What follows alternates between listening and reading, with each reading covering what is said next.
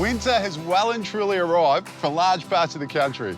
So most of us close the windows, pull the blinds, rug up and turn the heater on and forget about the outdoors. But you know, it doesn't have to be that way. You can turn your outdoor area into a space that's suitable to use all year round, especially during the colder months. Nigel, Alison and their daughter Emily have the perfect outdoor space for this. Plenty of potential and functional, but only for part of the year. Tell you what, guys, this is a great size space. How long have you had it covered up like this for?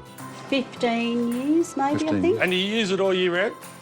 Mainly in the summer and the warmer months. It gets a bit cool out here in the winter. I do notice you got your music over there in the corner. Is that you, Emily? Is it Dad? Dad's music, but I do listen to it. It doesn't look very cosy though, not very comfy. So what can we do and what can't we do out here? Are there any no's to anything? Not really. As far as no. I'm concerned, you can do whatever you like. Because what I can see here is cosy, luxurious, lots of layering. The best thing about it is you've got great bones. It's a big space and we don't have to do a lot of construction. We can work within this perimeter and make it deluxe. Sounds great to me.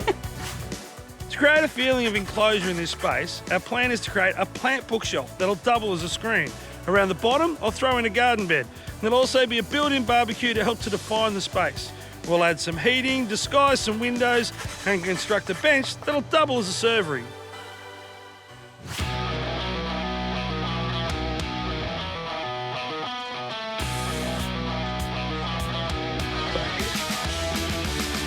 They're not bad, are they? They're pretty good, actually. They've served me well for 45 years. Oh, Not your legs, sorry, the pavers. pavers. No, they're great. There's a couple that are mouldy over there, but they'll come up clean with this. Yeah, cool. I'll tell you what, guys, this is going to take forever with those. I brought in the big guns. He's a show-off. Hey, it's about productivity. All the gear and no idea. You're not meant to tell anyone, Jace. He's just showing off. Come on, we can do it.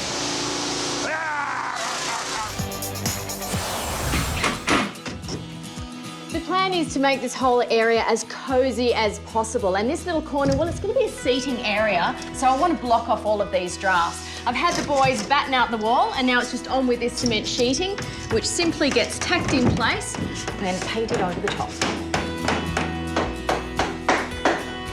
It's not drafty now. I noticed when we were clearing out underneath here, we did not remove one plant. So my main job for this makeover is to create a wall through here and around to the next post to make this area nice and green. And by wall, I mean a screen where I can put pots on it. So, using some of this timber, which is 150 by 25 rough sawn treated pine, I'm going to create some shelves and verticals. It'll end up looking like a noughts and crosses board, so to speak, and this is relatively easy to work with. And the reason why I've gone for it is because, as a shelf, it's nice and wide to put a pot on. I'm going to start by staining it. Staining big, long runs is a lot easier than doing all those corners.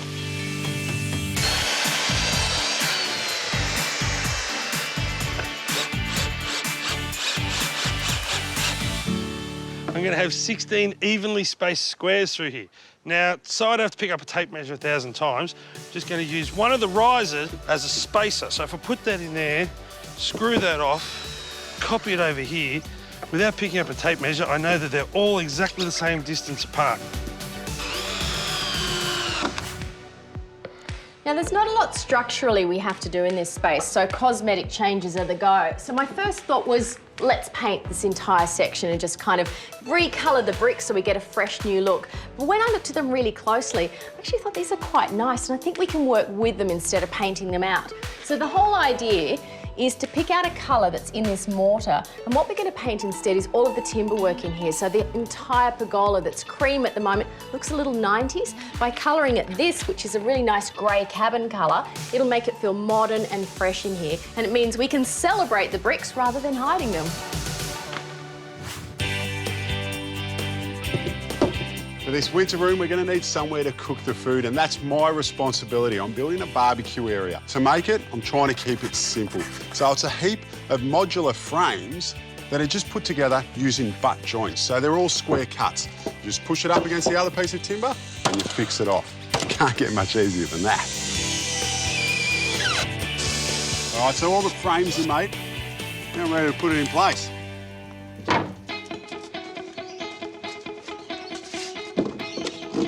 Hopefully now this makes sense. So you can see with these two top frames on, this is the top of our bench, and down here is where our barbie will sit. And to tie these frames together, I'm just using these timber cleats that go on the side like that.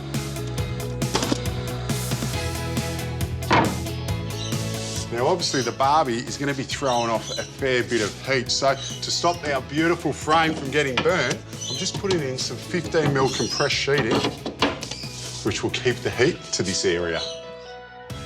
That's the bones of the barbie done. And trust me when I say, when its skin goes on, you're going to want one.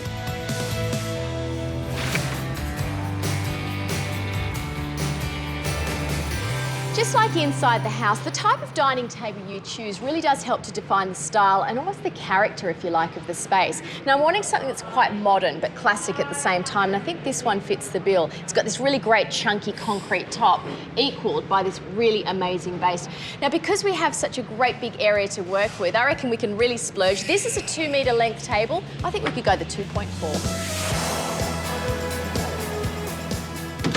Have you seen these? They're aluminium panels. They come in different colours and have all of these great different patterns on them, and they're so easy to install. Now, you can actually put them as a pair across a wall, or you could do what I'm doing and hang them from the ceiling. So I'm using them in front of a couple of sliding doors, and I think they're going to add fantastic impact to our outdoor winter room.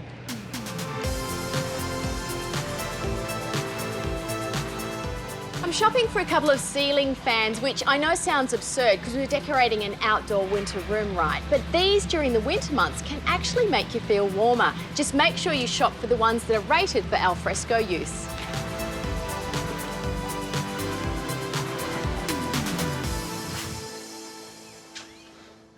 All right, we are ready to start cladding this barbecue. Now, you'll see that I've painted the frame black on the sides, and that's because once I put these boards up, the gaps in between will look more like a shadow and you won't see this blonde timber. But I haven't painted it on top, and that's because I'm going to be using these deck spaces. They're fantastic because it gives you a consistent 4mm gap, and you'll see that it's also got a curve on it. So when you're outside and it rains, once they're on here, the rain comes down and it deflects it off the joist. And for the boards, I'm using this beautiful black butt timber. You can see how much character it's got. It's going to look great.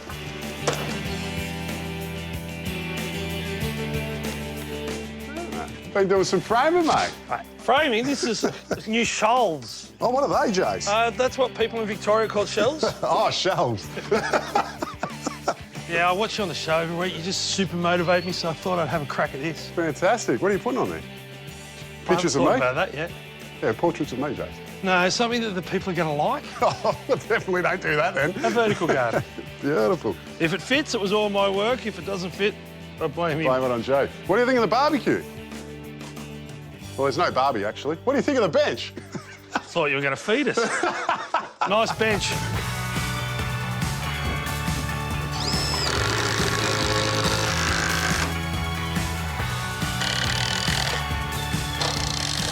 Underneath the shelves, I'm going to put in another garden bed. Now, you might look at this and think, he's being lazy or he's lost his marbles because he's left those pavers there, but these pavers are on a slab, so if I took them out, any excess water would go under the pavers and undermine this path that I'm leaving, and they'd end up swimming away. So leaving the pavers there is actually a better thing to do. I'm going to line it, and I need to be careful about what I plant. You want things that are shallow-rooted.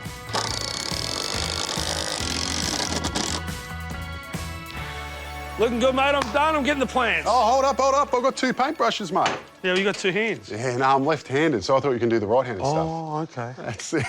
Now, we need to protect this beautiful hardwood timber. So I've got some Ultra Clear, and the beauty about that is it keeps this natural finish, but obviously it protects the timber. Do you like it, Joe? Have you shaken this? It's definitely not shaken. It's been stirred. We're ready to go. So it's mixed? It's mixed. You got a drop sheet? I'm a messy painter. Oh, come on, seriously. You won't drop this. It's Ultra Clear, mate. True.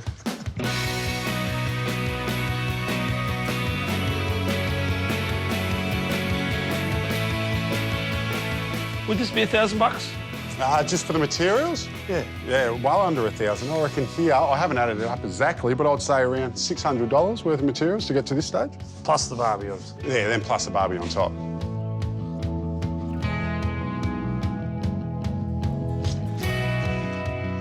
Tara's picked up these screens from Bunnings and she wants me to create a frame for it. So I've got some 140 by 45 treated pine here and it's been dressed so it's nice and smooth. What I'm doing first with my router, I've got my slot bit in there to create a groove along the edge of the timber. Once that's done, I'm just making 45-degree cuts at each end to create a picture frame that will go around the screen. With the cuts done, it's then on to staining before gluing and screwing the frame together. But you only want 3 sides done at this point.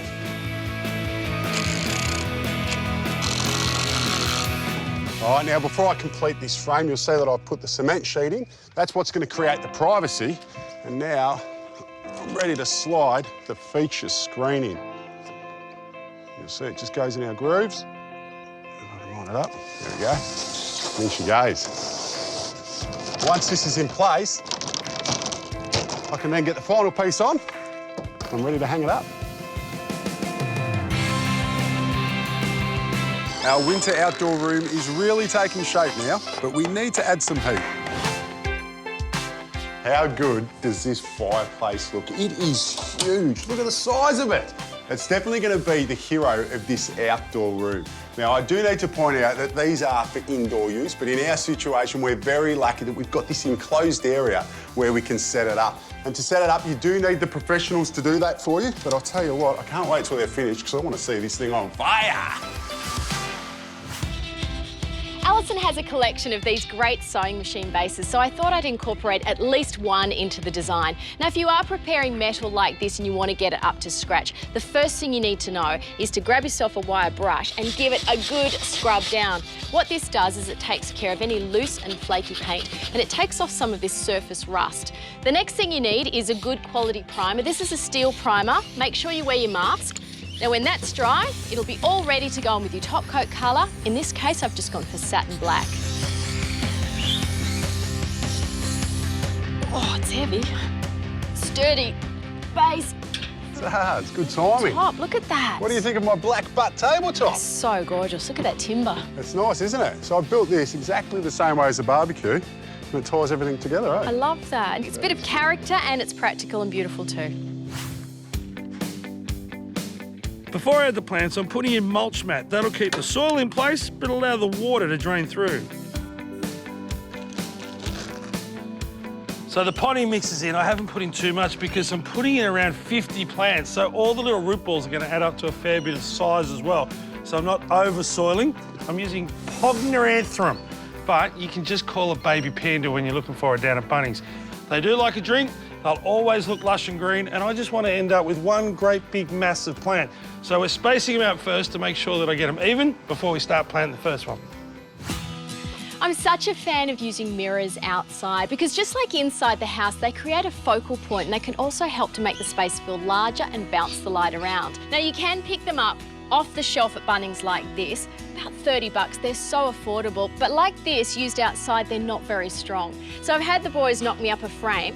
Now, to attach this, I need some silicone, and then the mirror literally sits in on top and just press it down firmly. Ooh, done. To neaten things off and also help to hold it in, I'm using some timber moulding.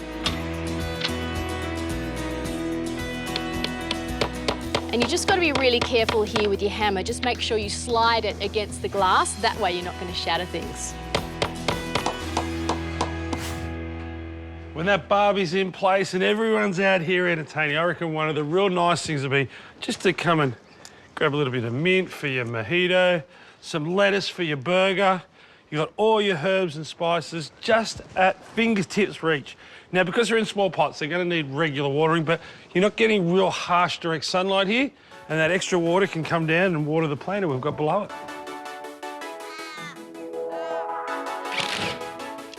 No matter what the outdoor space you have, I reckon you can always make more of it just with clever lighting. Now, these little guys, they're cafe lights, so popular right now, you just plug them in. And what's so good about them is they're pretty cheap, $69 for 10. And they've got these little connectors they simply plug in and screw on, so you can make them as long as you like.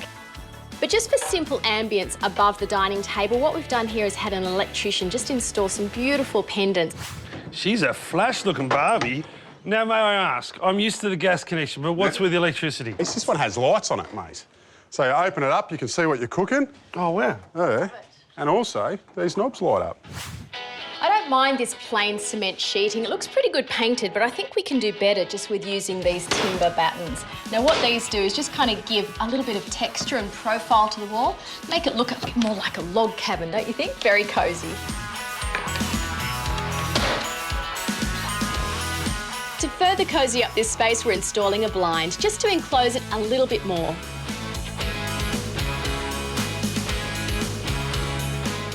And hanging our screens over the glass doors, which adds a nice focal point in the room.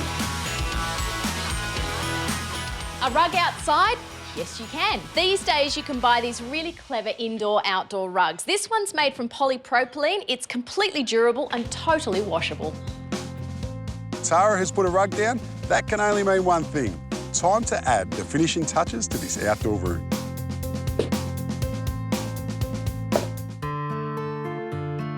Table set, I reckon we're done. And doesn't it look inviting? So much warmer and way more usable. The family will be able to relax out here all year round now. So we better get them in to take a look.